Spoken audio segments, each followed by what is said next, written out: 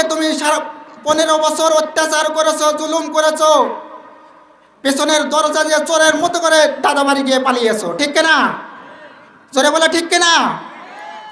দাদাবাড়ি গিয়ে বলে আমি চট করে ঢুকে পড়বো।